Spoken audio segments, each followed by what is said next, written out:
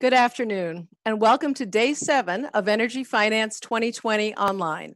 I'm Sandy Buchanan, Executive Director of the Institute for Energy Economics and Financial Analysis, coming to you from Cleveland, Ohio. Our session today is on renewables taking market share from fossil fuels. Our moderator is Karl Cates. Karl is a transition policy analyst with IEEFA based in Santa Fe, New Mexico.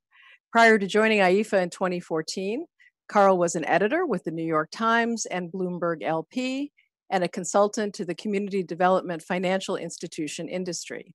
And now let me turn this over to Karl to get us started. Morning, everybody. Great to see you again. We're going to be talking today about the fastest moving change that has ever happened in the history of the American electricity generation industry. What's happening is happening so quickly that it's really, frankly, hard to keep up. It's something that nobody could have predicted as recently as a year or two ago. Well, what happened, what we knew a month ago has changed since that month ago. What we knew a week ago, what we knew yesterday, and even what we'll know tomorrow. This is a story driven, to my mind, by three forces. One is economics and dollars and cents. Two is shifting investor and corporate sentiment. And then three would be the long American tradition of I guess you could say, the grassroots politics of change. Our two speakers today come at it from very different places. Reyes is CEO and General Manager of Carson Electric Co-op in northern New Mexico, which is a breakout example that is creating a template for other co-ops to follow.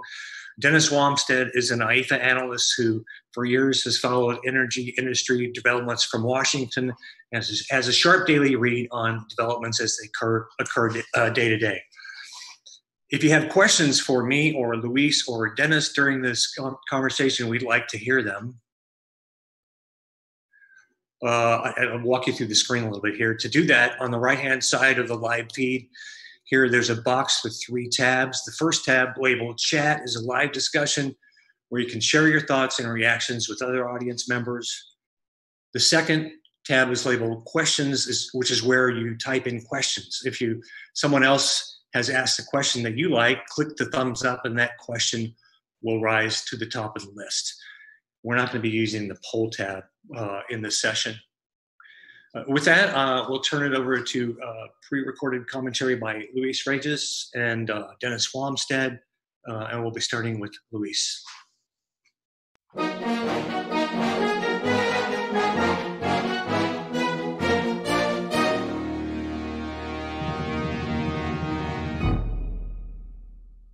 I'm Dennis Wamsted. I'm an IEEFA energy analyst covering the interplay between the electric utility sector and the growing resources that we call green energy, hydropower, utility-scale solar, small-scale solar, and wind power. And I also want to make the caveat here that we will be talking about coal-fired generation in the United States throughout this presentation. But my colleagues and I at IEEFA believe very strongly that the coal generation transition is a precursor to the same or a very similar transition in the gas-fired generation sector. One will lead into the other, prompting or leading to a green energy transition throughout the United States and, we believe, worldwide. The graphic that you're looking at right now shows a fascinating bit of data from our Energy Information Administration, which is part of the Department of Energy here in the United States. They have been collecting and just recently started releasing data on daily generation in the United States from 2018, beginning in July of 2018 and continuing up to the present day. As you can see in the chart, there were no days from July through December of 2018 when renewables generated more energy or electricity in the U.S. than coal.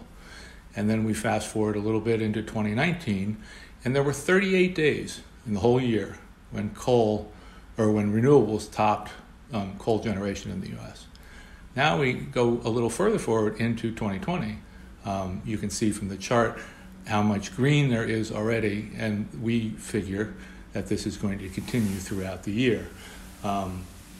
We actually just got some backup from the folks at EIA who now are projecting that renewables will generate more electricity than coal this year. And we have fast-forwarded our presentation or our predictions now to say essentially the same thing, that we will see renewables generate more electricity than coal this year in the U.S., and that next year there'll be a little widening of the gap, and the year after there'll be a little widening of the gap. Coal is clearly on the decline in the United States. 3 years ago in 2017, coal generated 30% of the U.S. electricity market for the whole year. And that has steadily trended downward. Last year it was about 24%. And as you can see here on this chart, it hasn't been above 20% all year long. Now it may go up above 20% during the summer, which is traditionally a strong generation time period for the coal industry. But we don't think it'll be above 20% for the entire year, which would be, well, a continuation of a decade-long trend and a really bad marker for the coal folks. At the same time, as you can see on this graphic, the amount of generation from renewable energy is growing steadily and has now climbed above 20, 21, 22%. And just as a side note here, when we talk about renewable energy at IEEFA, we're using large-scale utility solar, wind power, and hydropower.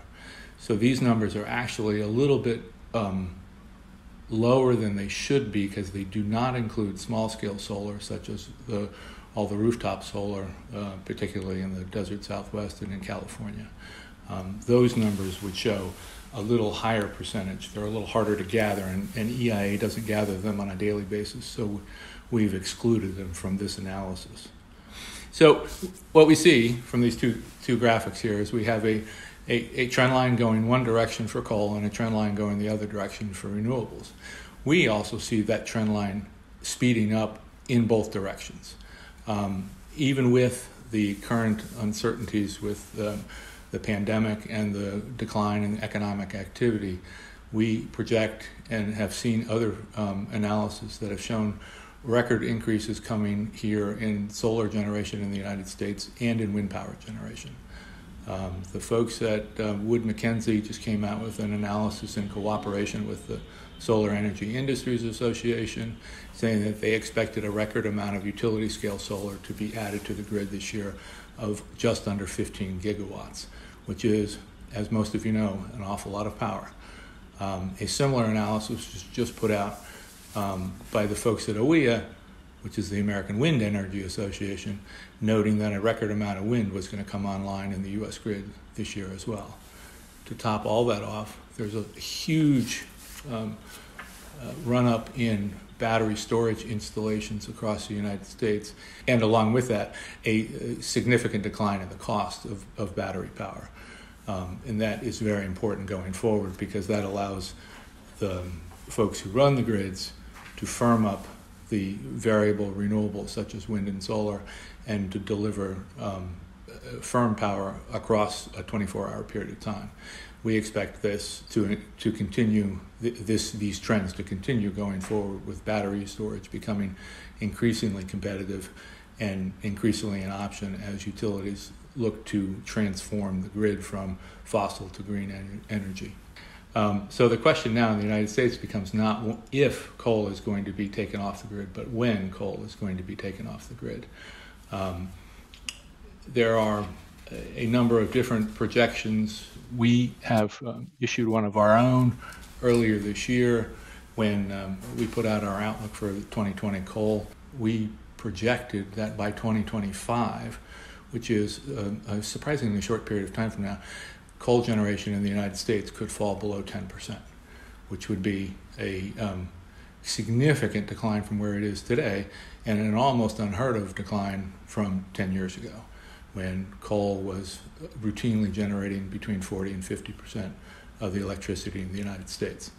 We're not alone in these projections. We might be a little more aggressive than some of our colleagues, but a very well-respected CEO of a very large renewable energy company called NextEra, you may have heard of it, has projected that there will be no coal in the U.S. grid by 2030. So we're not really off by a whole lot. The analytical team over at Moody's Investor Service has similarly projected that by the late 20s, coal will be at or less than 10% of the U.S. grid. So we are on a quick trajectory downward for the coal industry. We think it's going to happen a little bit quicker than others, but it is definitely happening. And once the coal plants are taken offline, we see the same pressures economically being transferred onto the gas-fired generation sector in the U.S. It then will become an issue of renewables taking generation market share away from gas instead of away from coal. One of the reasons we are so very optimistic are projections from outside folks that we trust greatly on the declining cost of renewable power. This graphic here is from an analyst that I follow pretty closely who's been tracking declines in the solar industry over the past 10 years. And as you can see from the graphic, we're already in a region where solar is directly competitive with existing fossil fuel generation in the United States. And going forward a couple of years, almost every area in the United States will be cheaper than existing fossil fuels, which is a very, very interesting transition and an economic, knife for the fossil fuel industry. The chart as it shows up here, there are 5 lines. The bottom 3 are the most important. The one in the middle is a green dotted line, as you can see, and that is essentially the equivalent resource, solar resource, in the state of California. So you have a current, it's already currently competitive, clearly, with fossil fuel generation, and it will continue to go down over the next 5 to 6 years significantly. So it's below the cost of fossil generation. The lower lines on this graphic will represent some of the better solar resources in the United States, in the states of Arizona, Nevada, New Mexico, and areas like that, and some of the global areas like the Middle East, where we've seen some record low solar purchase power agreements over the past few years. But what you really see from this chart is the continuation of cost decreases that have occurred over the past 10 years in solar here, but this has also been true for wind power. And the cost keeps going down, driven by technological innovation and economies of scale and generation. And we, along with others, fully expect that decline to continue going into the future.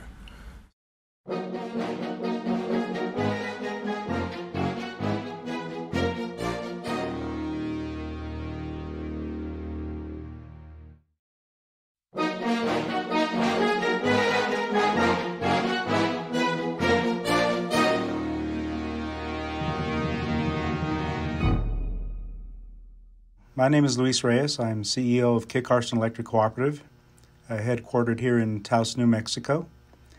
I've been with the co-op 36 years, and I've managed for 27. During my career, we've had 3 different power suppliers.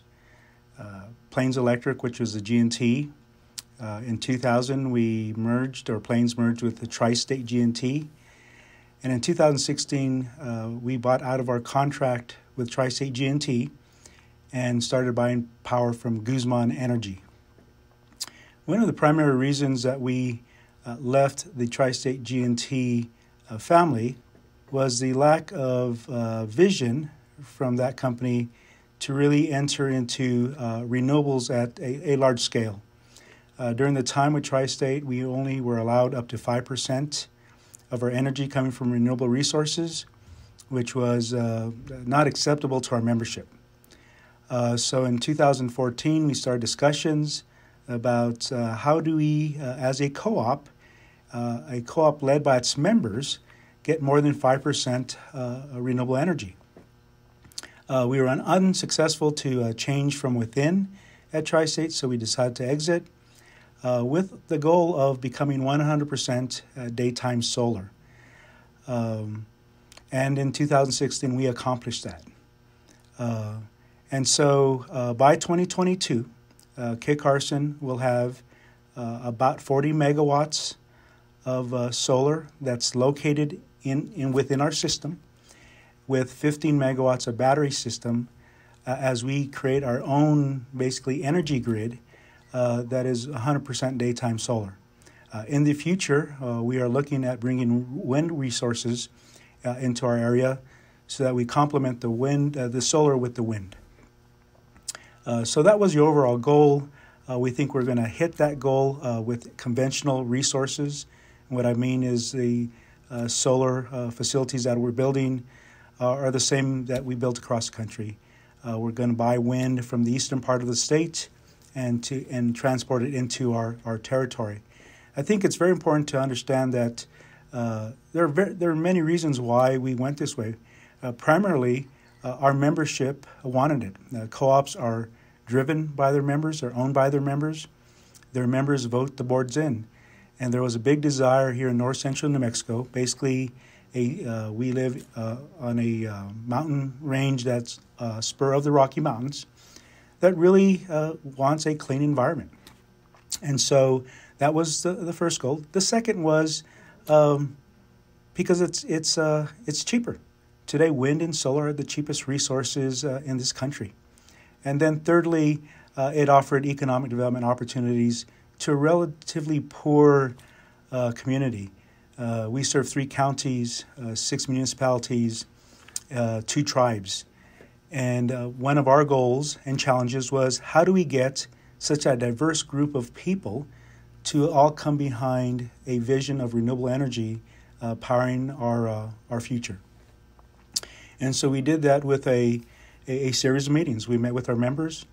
We met with tribal members. We met with different types of groups, environmentalists, very conservative people, to determine what is it that you want from Kit Carson when it came to power.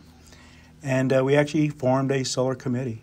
That committee was a cross-section of our membership, and at the end of the day, they instructed the board to embrace solar energy as our fuel of energy of choice going forward. And like I mentioned earlier, by 2022, probably by the middle of next year, we will be probably the first utility in the country that has 100% of its energy generated from renewable resources located in our community. We actually operate about 17 different arrays today, so that basically every community, every member can see where they're getting their power. And so I think that's a model that we're trying to create both for other cooperatives and a model that we're trying to create for municipalities, tribal interest, and the utility world in general. I think it's important to also understand that we started this vision back around 2002 when solar wasn't cool. And so in 14 we got the chance, in 16 and today we're almost there. Some of the challenges, though, have been first the challenges from within the family. Other co-ops, other utilities were very tough on Kit Carson exiting and trying to establish this new energy roadmap. And that was pretty disheartening because I've been in the co-op program 36 years, and I considered it, I think the rural electric co-op program is the best model to deliver energy. It's the most democratic model to deliver energy. And it was other co-ops who impeded our ability to do that. When we tried to get Tri-State to go from 5 to 10% or 15%, it was the other co-ops who voted against us. So I think that was primarily a challenge. That has changed, though. In the 4 years since we've left, Tri-State announced that they're going to be 100% renewable by 2030. So it's interesting that the company that challenged us, that says you could never make it happen, and as we were making it happen, decided under new leadership that it wasn't such a bad idea. I think the other challenges are being a first early adopter. We may not get all the benefits of the great low prices now. The 2 new projects we're doing today, they're going to be 2-cent power. We have some high cost power. But again, we've overcome that as we move forward by getting a resource mix of bringing some cheap wind, cheap solar, with some little higher solar, early adoptive. You know, we our first array came on around 2009. And with the balance coming from Guzman until we're 100% carbon free, our rates are going to be around the 4-cent range for wholesale rates. So we're going to have competitive rates. They're going to be affordable rates. As I mentioned, we have a high low income, low usage, so the cost of energy is very important to making sure that the quality of life for our members is not diminished because they don't have access to energy, clean energy. I think the other challenge that we're seeing is from a grid perspective. Our electric grids in the United States really weren't built for two-way energy flow. We're developing that, and so we've enlisted Sandia National Labs, NRail, Los Alamos, a lot of experts to help us overcome the technical challenges that most utilities that start integrating renewables are going to face. And I do think that's going to be a tougher challenge. But I think with the engineers and scientists that we have working on our team, again, our goal here at Kit Carson is to create a model, to be able to share what we've learned of the things to do and not to do when you integrate high levels of renewable penetration onto your system. The other thing that's helped us here that is both a challenge and a success is we also own and operate about 3,000 miles of fiber optic. So we really can make our system a real-time system. We can look at every single meter, every single device that's integrated into our fiber network, and we'd have the ability to offer some really dynamic tools in the future where we can offer some real-time pricing, real-time monitoring, real-time assistance to our members of how to better manage their energy. And so I think what we've done over time, starting in 2000 and today and going into the future, is really create the template for a rural, modern, smart, renewable grid.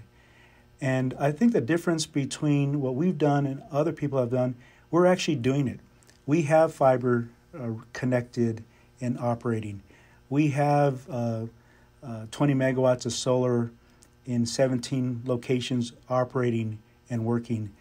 We have member support. We continue to work with our members of first reassuring this is the path you want us to take, and second, letting them know where we stand and what other challenges we have. And so with that, I think we have set that template. We're on the path by hitting our targets here in New Mexico of by 2045 having a system that is totally carbon-free. And just imagine that 5 years ago, we still had people in the utility world saying that would never happen.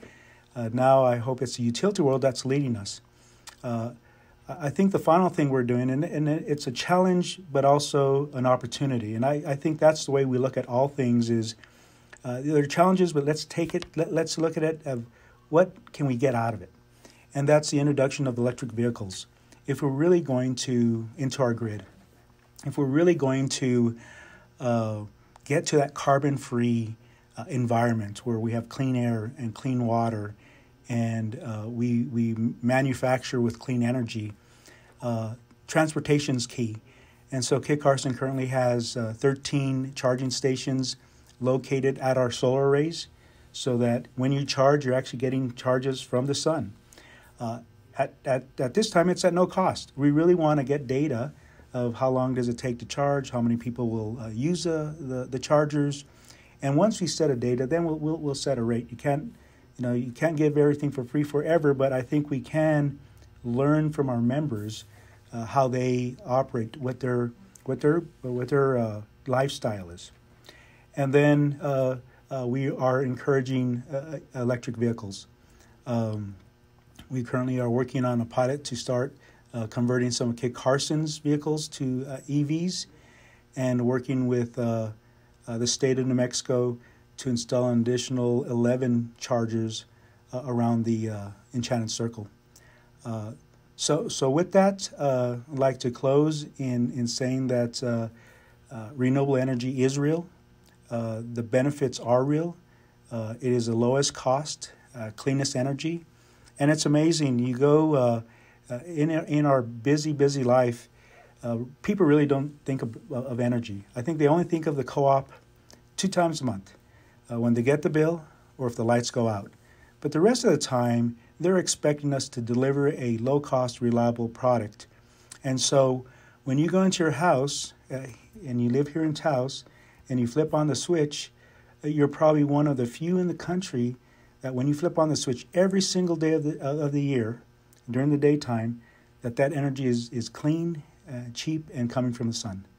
Thank you very much.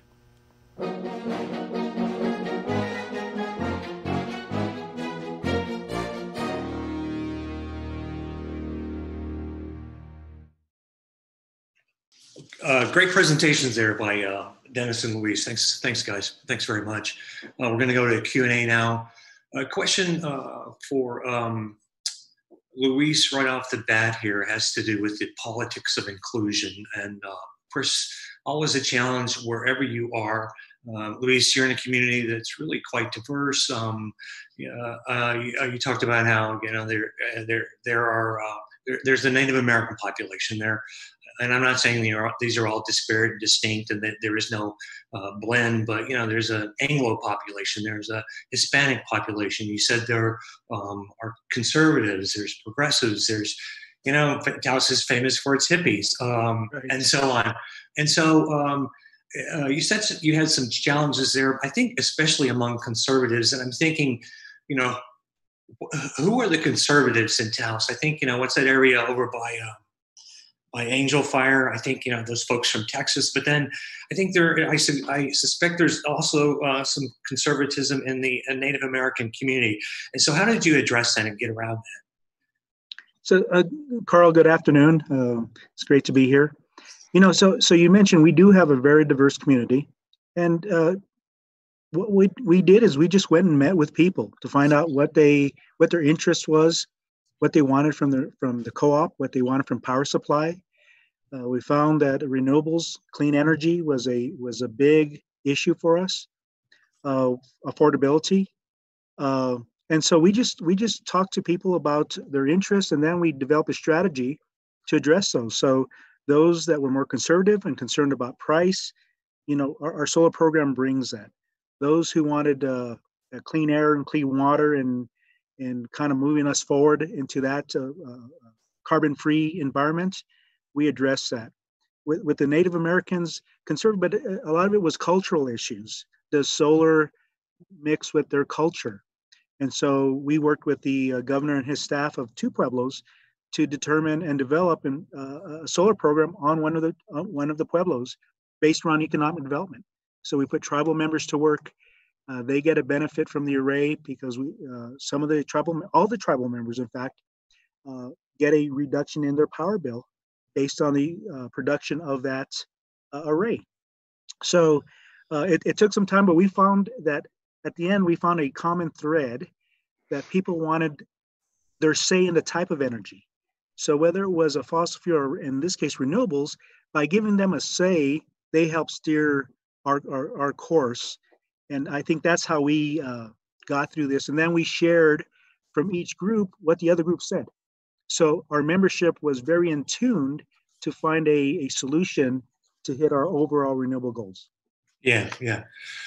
So Dennis, just to expand on the politics of inclusion a little bit, using the term kind of loosely here, but what I said at the outset, I said this is about dollars and cents, but it's also about preferences among corporates and among investors.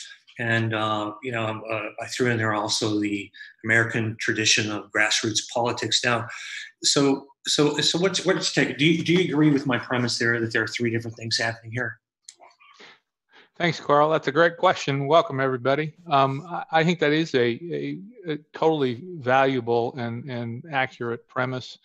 I think what's going on in the United States right at the moment with renewables is mimicking or mirroring what Luis has experienced at Kit Carson.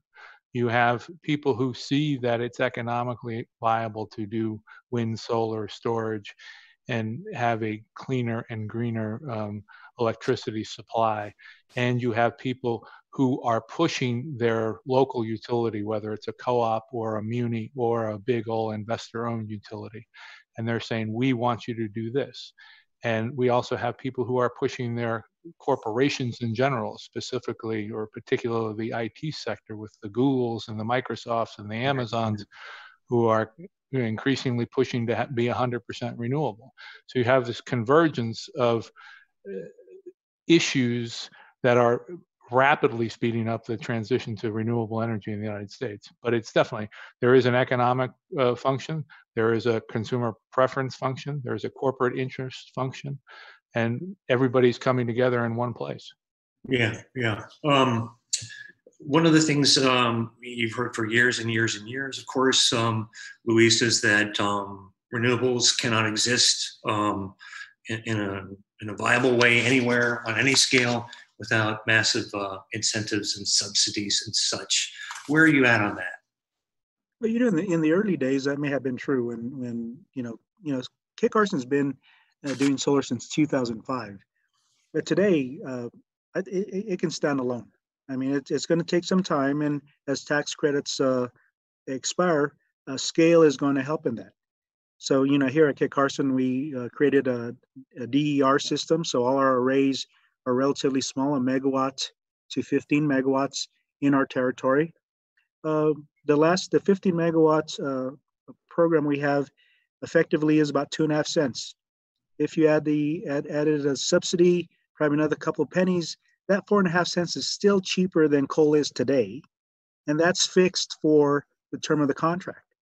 So we're able to offer low prices without the subsidy for a 25-year period. So I think it's very competitive. People can't tell the difference. When you turn on your lights, the lights shine the same way as whether it's renewable or fossil fuel. So it's reliable. So we think that the tax program, tax credits, served its purpose, but now I think they can stand on, in the next couple of years, they can stand on their own. Yeah, yeah. Dennis mentioned there that 100% renewable goals are really part of corporate America's branding now. They're pushing it hard. The state of New Mexico actually has a renewable portfolio standard that calls for 100% renewables, I believe, by 2040. So at Kit Carson and Taos and the region surrounding it, right now you said you have 100% daylight solar power. What has to happen, or what is the likelihood that there will come a day when your utility company, your co-op, is 100% renewable? I mean, I know you got wind coming in now from the eastern part of the state. Battery storage technology is on the rise. You have a pretty strong backbone of community solar. Will there come a day when Kit Carson goes 100% renewables? Yeah, our goal here at Kit Carson is to become carbon free in the mid 2030, 2035.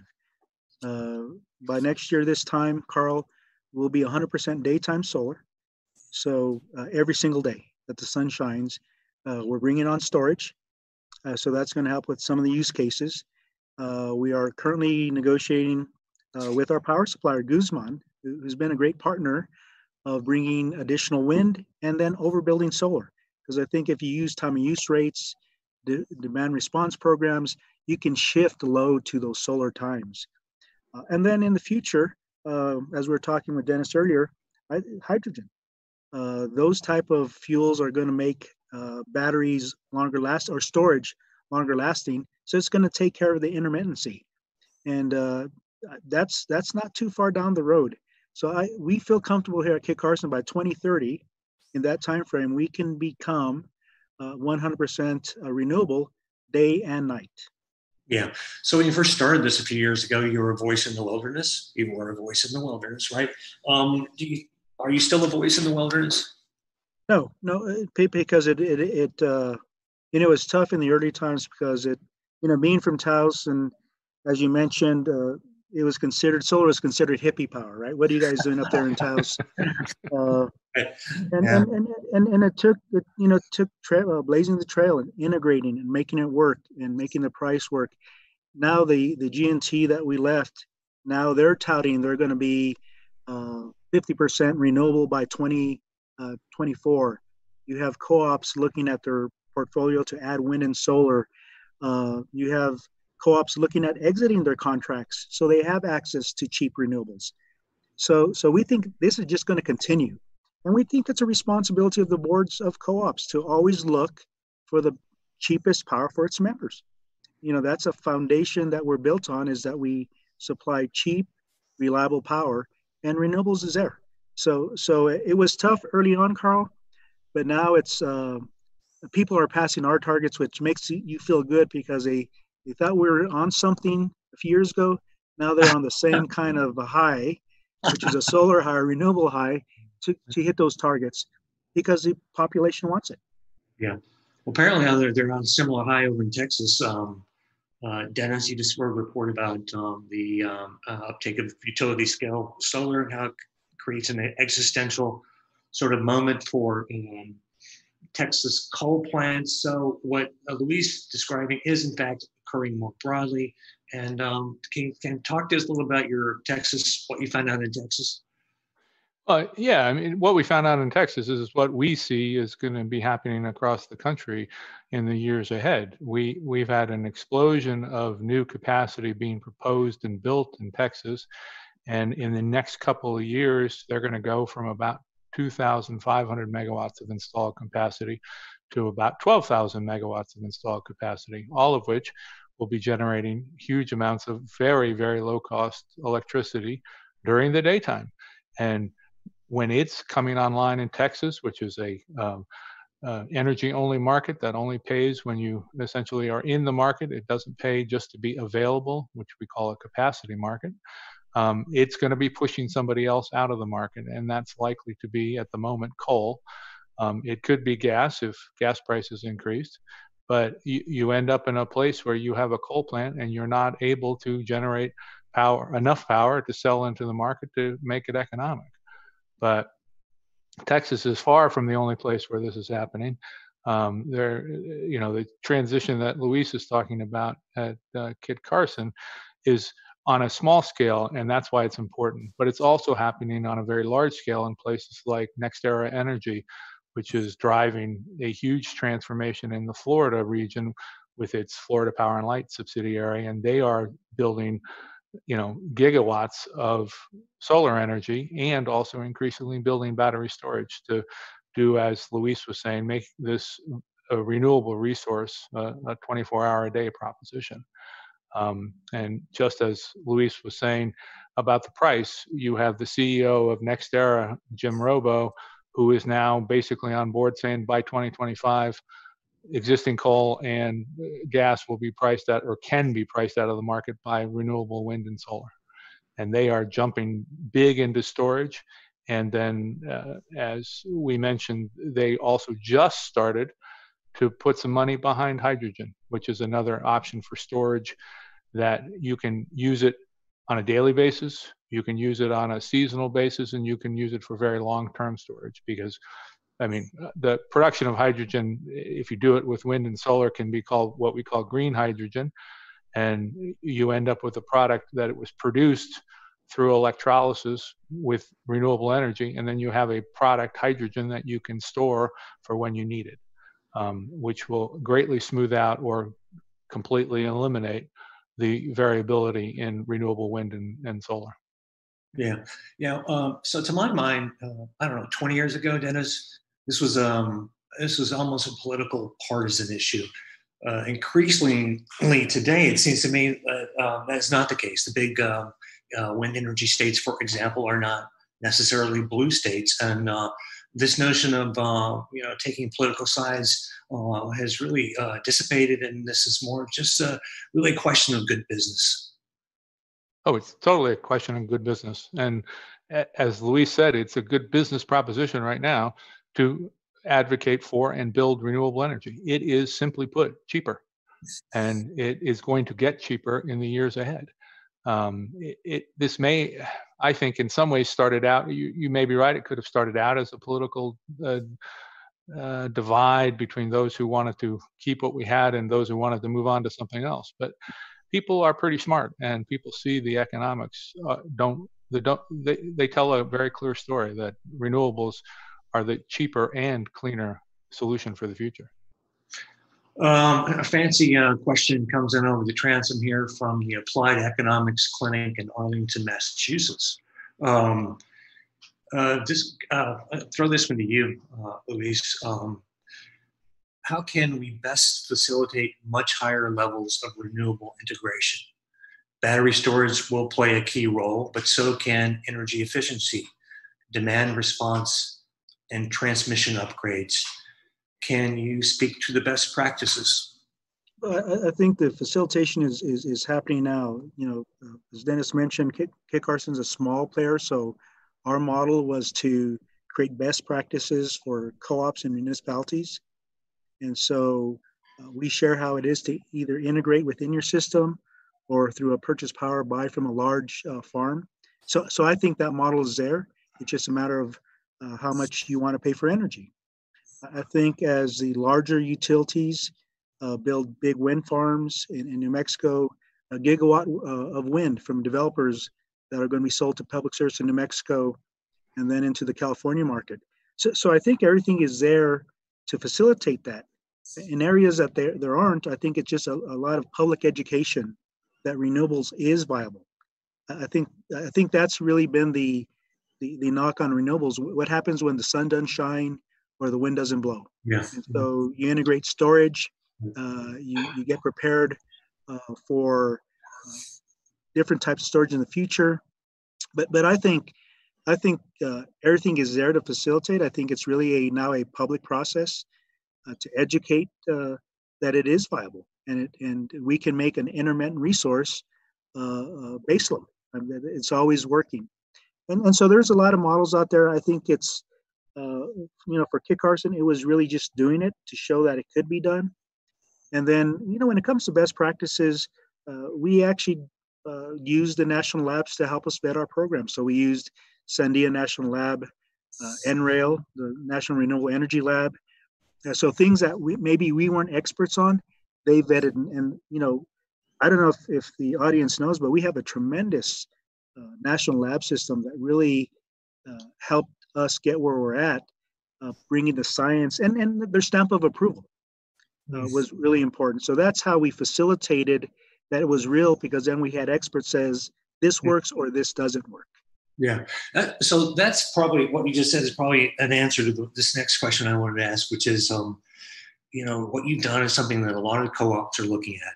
And I'll bet you've gotten calls from people who say, how did you do that? And is there a playbook? What's the first step? What's the second step? What's the third step? So we did get a lot of calls, and I think I think our success has been our members' engagement, because they really steered where we wanted. We actually set up a consumer group to tell us what type of renewable. Do you want wind? Do you want solar, hydro? And so as we engaged them, they led that trail. They encouraged the board to go that way. And then from there, it's picking the right power partner. So, we exited from our power supplier because we could not get more than 5% renewable. Mm-hmm. And so we chose someone, again, Guzman Energy, that said, we'll work with you to attain your 100% goals. So I think the other thing in our kind of in our footprint or our game plan was to pick the right partner that had the similar views of energy as we did. The GNTs have served a great role to get the cost where we're at, but most GNTs were coal powered and probably some hydro in our area, but unwilling to change. This is a fast changing market, and members are changing. I think we talk, when we talk about our members, the older folks, a little tougher to convince. The younger folks, if renewables isn't in the equation, we need a new board. So I think that's what we forget too, is the millennial group. That group there really has an eye on keeping our planet clean, right? And And so, but I think it was key to the partnership and member engagement, at least in the co-op world. And I don't think an investor-owned world is different. The customers, if they tell you what direction to go, if you're listening, that's the direction you should go, and you need to make it work economically. Yeah. Dennis, another good one over the transom here. This is from New York. How prominent a role does financing from rate players play?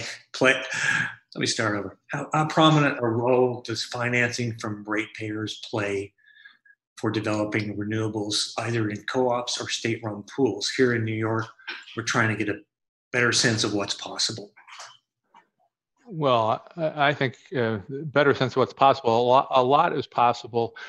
We're at a place right now, I think, where a lot of people would agree that digging out from the pandemic slowdown that we're currently in could be led by a bunch of spending to transition the electricity industry in the US, and that would obviously be led by utilities, whether they're munis or co-ops or big IOUs. Most of that would be run through ratepayers and put into ratepayer bills, but most of the calculations that we've seen and done would show that you're still going to end up saving money in the long term if you went that direction. I mean, so a lot is possible, and I know that a lot of states are thinking about, how they want to try to, improve their economies in the next couple of years. And we are currently looking at yet another semi-rescue package or something coming out of Congress that may have some enhanced financing propositions for renewable energy if it makes it out of Congress and by the fall here before the election. But if I could, I want to swing back to one thing real quick about what Luis was saying about his 100% goal for Kit Carson. I saw a question go through the chat box before about whether 100% renewables was possible in the United States as a countrywide in the electricity sector earlier. And at IEEFA, we think that is completely a possible proposition. We would have said that a couple of years ago, and people might have sort of chuckled us out of the room. And I think that now people increasingly see that this kind of transition can happen. We've seen the coal industry drop from last year's 25% of the electricity market to this year's probably 18%, maybe lower. IEEFA expects it to go under 10% very quickly. Other analysts expect that as well. And with leadership from the federal sector, we could push it down much quicker. And 2035 is totally a viable option. It will take leadership from the federal government because there are some areas of the country that are less driven by market forces and the transition to renewables than others. So, but definitely that transition is possible. Yeah. I think we ought to talk about COVID for a minute here. The economy is slammed almost across the board. Every business you can think of almost is being affected by, including the utility business. The exceptions would be the exceptions: Amazon, Google, FedEx, and down the, those types of businesses. But as I say, across the board, other businesses are almost without exception are feeling some serious pain. Is there anything in your research, Dennis, that suggests to you that renewables, the expansion of renewables is now at issue, at risk? Or is there anything in what you've seen in research that suggests that renewables actually might be more COVID or pandemic resistant than some industries? Well, I would certainly vote for the former premise that you raised there. I think this is still going to turn out to be record-setting years for both the wind and the solar industry in the United States. There was some early concern when the pandemic first hit that things were going to come to a halt, and that just hasn't been the case. And I would, the reason here is, back to where we started here, Luis's members want renewable energy. Ratepayers around the country want renewable energy. Corporations want renewable energy. The technology is there. It's relatively easy to build. It's low cost. And people are pushing for it. So the pandemic may have slowed things down, in a 6-month kind of time frame, but it's not going to change the direction we're going. And I would, as I said earlier, I think this is a way that we could lead ourselves out of this slowdown, is by stressing the transition to renewables more than we have in the past. Question over the transom. This is going for you, Luis. Xcel Energy. This is from Colorado. Xcel has a big presence over there. Xcel says it plans to get 100% of its renewables by 2050. That's probably longer term than many people expect. But it's with this particular caveat that you mentioned earlier, Luis. And it sounds like you're following a similar game plan. And so they say serving customers with 100% carbon-free electricity will require technologies not yet commercially available. What technologies are still needed or are on the horizon? Well, and I think most utilities, I mean, that's kind of common sense. When we got into this, we knew, storage is the holy grail to really make this a 24/7. And as storage starts to get refined, our expectation, again, as we have this relationship with the national labs, is that storage will become commercially, will become better, longer lasting. As Dennis mentioned, it may be in green hydrogen, but I think it's going to come a lot faster, just as any of this technology advances have come, just in pricing. If you looked at solar 5 years ago, it could have been a dime. Now it's 2 cents. I think the same thing is going to happen with storage, or devices around storage. But and I also think that that's happening now, because if you're in the business, or you participate in the business, you see this massive expansion with opportunities for storage. And so there's someone out there, some corporation, some think tank that is developing and refining storage. So I agree with Pam's assessment, but I think it's on the horizon. And I think it's just a matter of time till it becomes commercial. Yeah. It's interesting. Go ahead, Dennis. I was hoping to hop in there real quick, and just the utilities have a legitimate concern about maintaining 100% reliable power, and so you get these 2050 announcements. But what's really important for the climate and for climate action is that we need to get the 80% as quickly as we can, because what matters is what happens in the next 10 years in a climate or a carbon reduction scenario. Because if we wait 30 years to get everything, because everything hasn't been developed yet, we're going to be out of luck. And so what we need to do from a sort of perspective, or analytical perspective, is have people focus on get the reductions you can get, and get them as quickly as possible, and then technology will continue to develop, and as Luis was saying, and then other options will come around, so you can get that final 10% or final 15%. But you can't. I don't think it's fair. I would not want to let a utility off the hook and say, okay, you can wait because we don't have a pathway to 100% today. Yeah. It's interesting. 10 years ago, the bulk of the top biggest companies in the S&P 500 were oil companies, I think. Today, who's left? I think it's ExxonMobil, and then there are those other kinds of companies we talked about earlier, Google, Amazon, so on and so forth. A question comes across the transom again here, and it's asks, when will the S&P renewable or energy sector start really including renewables in the mix there? I wouldn't expect that any renewable company would be in one of the top 10 anytime soon, but when will the stock markets, the capital markets, begin to factor those sorts of companies in a more substantial way? Well, I would argue they already are. I think that's been part of the driver in the past few years with the rise in the ESG movement, that you get companies that realize people are grading them based on how good they are and for the environment and for social causes. And that has taken a while to gain traction, but increasingly, I think it's becoming recognized as a driving force.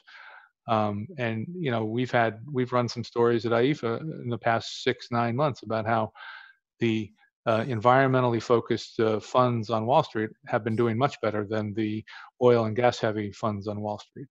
Going forward, the options, you can still invest in both, but you're going to make more money if you invest in the environmentally focused fund. Yeah, we talked earlier about how this is an increasingly non-political sort of question. We're going to run out of time here, but let me just throw this in as the last one. Do you think it matters who's president? I don't know if either Luis or I want to answer that question, but my answer would be that I think the markets are going to dictate the transition to renewable energy. It's really all about the dollars and cents, and the dollars and cents are pushing renewables. Yeah, and Karl, I agree. All politics is local. The federal issues don't impact us as much on a day-to-day basis, and so everything we've done have been with local support, local generation. We did this prior to the state of New Mexico passing a portfolio standard. We did it because it was the right thing and economic to do. I think the business case is going to drive more than who's sitting in the White House. All right, guys, thanks for talking. We're out of time. We're going to throw it back, assuming the technology works. And I want to point out here that this is a workable sort of conversation model. You got Luis up in northern New Mexico. I'm down here by El Paso. Dennis is in Washington. Our producers are in Florida, New York, and somewhere else. And Sandy Buchanan, who we're going to send it back to right now, is in Cleveland, Ohio.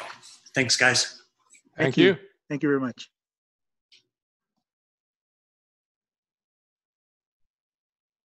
We will continue the conversation. You can do that with each other on this swap card site. You can also join us on Twitter at hashtag IEEFA 2020. We are now in a minute going to play for you the next in our series of videos on local leadership, global change. We are featuring the remarkable work of Indigenous climate action in Canada, led by Executive Director Ariel Deranger. So we hope you'll stay and watch that. It takes about 10 minutes. And we also hope you will join us back here tomorrow at the same time for the next panel called Under Pressure, the impetus for overbuilding pipelines and how to stop it. Thanks again and goodbye.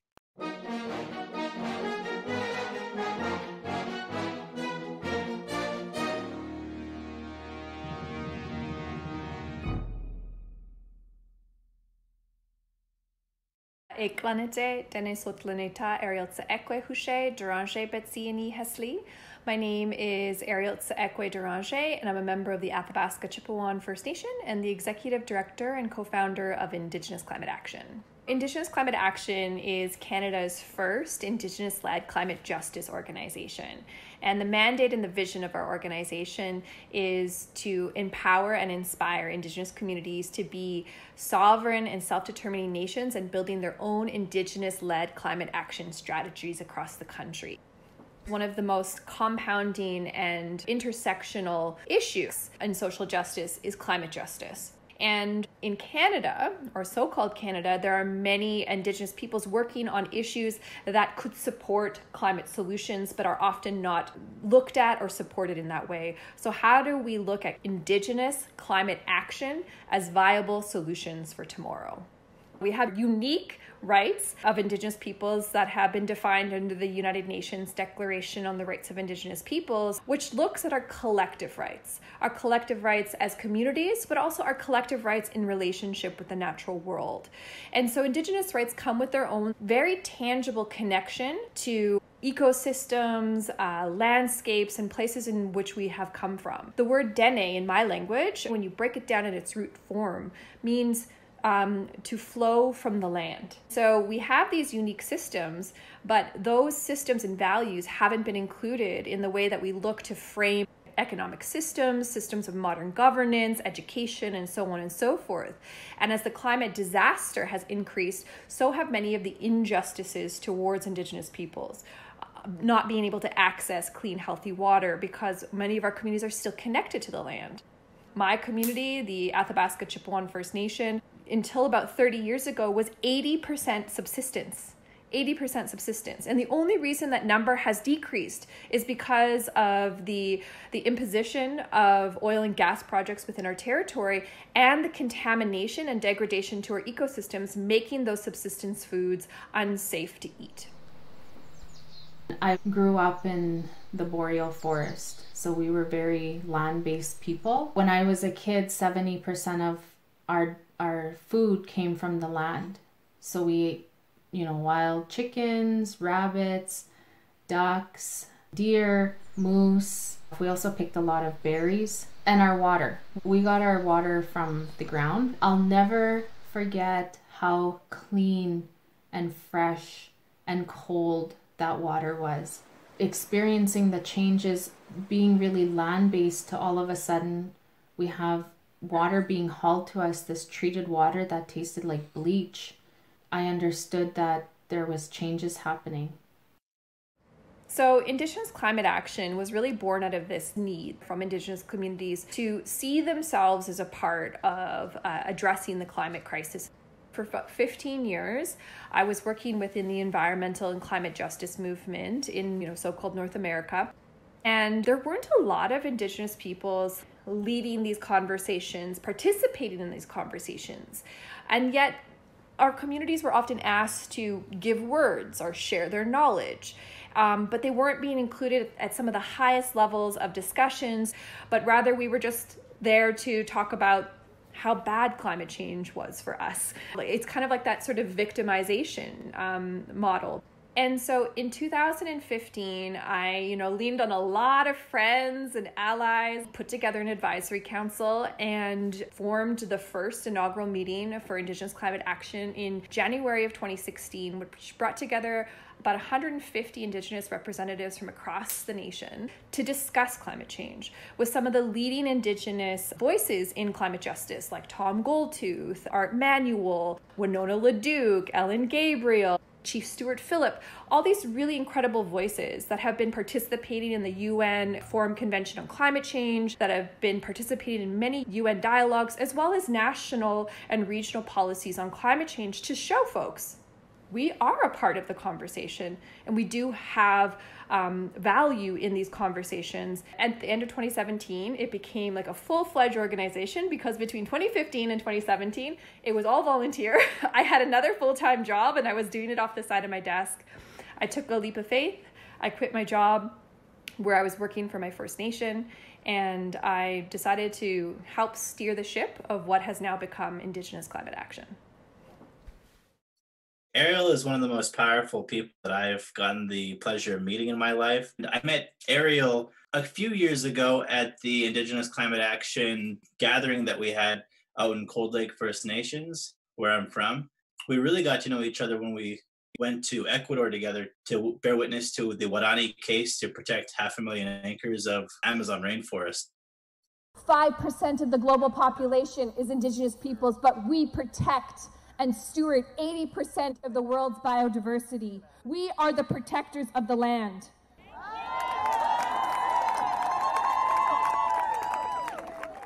The Reject Tech campaign was a huge one. They were creating this mega project in the north. We already had issues with how much fresh water was being used, how much land was being cleared, how much air pollution was happening, deforestation. And then all of a sudden comes a company like Tech saying that they're going to be the biggest project to date. The project was this massive project in an area that had been completely untouched, basically for millennia. There is nothing up there, no development, no transmission lines, no roads, nothing. And they started doing exploration drilling for the Tech Frontier mine. And in order for this project to be developed, they would need to develop a bridge that got across the river to the area. They'd have to develop roadways and systems. They'd have to pull in transmission lines so that they could power the operations or build a power station. They would have to build an airstrip. They would have to build a massive amount of infrastructure just to power one project. For fighting this project, it became about how do we create awareness? How do we get more information to ensure that people understand that this project is, in fact, moving us in the wrong direction?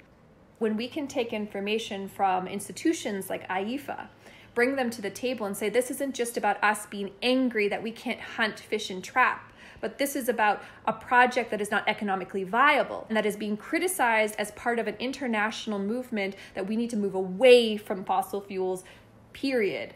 End of story. Like, these are our allies in this movement. And so we took it upon ourselves to make tech one of the biggest issues of the UN COP meeting. So the UNFCCC COP 25 in Madrid. We ran this campaign at the COP. We called it Reject Tech. We asked Canada to reject the Joint Review Panel recommendation to approve the project, and ran this campaign for a few months. There was a lot happening, and we were really trying to figure out the different ways that the minister might take it. If he was to approve, if he was to deny, and if he was to approve with conditions. We were thinking about trying to head out to Ottawa and do some lobbying. There's plans underway for different kinds of direct action. We saw the group Extinction Rebellion do a National Day of Actions. There were protests happening all over the place. People were pretty upset about this project. And as Canada continued to sit on whether or not they were going to approve, Tech came forward and just said, you know what? We're going to reject ourselves because they realized that, in fact, just like many of the IEEFA reports had stated and other reports, that this was not an economically smart investment, that this was a project that had a lot of contention around it, and that it was no longer in their best interest to move forward with the project, and the project was canceled. That pristine forest up there is going to be pristine for a lot longer now. So that's a beautiful thing. There's just so much knowledge we have because we are in the communities on the water all the time, not just to go for a hiking trip or a camping trip. We live there, so we know the land and the history of the land. I really encourage people to take the time to learn more about Indigenous rights, because Indigenous rights is tied to protecting the land. And if our Indigenous rights are protected, it ensures that you have an existence, that your kids have a future, because we're working hard to protect the land, not only for us, but for everybody. We still have an opportunity to safeguard what's left. And we can do that together with allies and partnership, and empowering our communities to really pave the way for what an Indigenous climate justice future looks like, which isn't just about, making sure we've reduced the greenhouse gas emissions or have solar power, because we need all of those, but it also must include what it means to be in relationship with the land, to be dene, to flow from the land.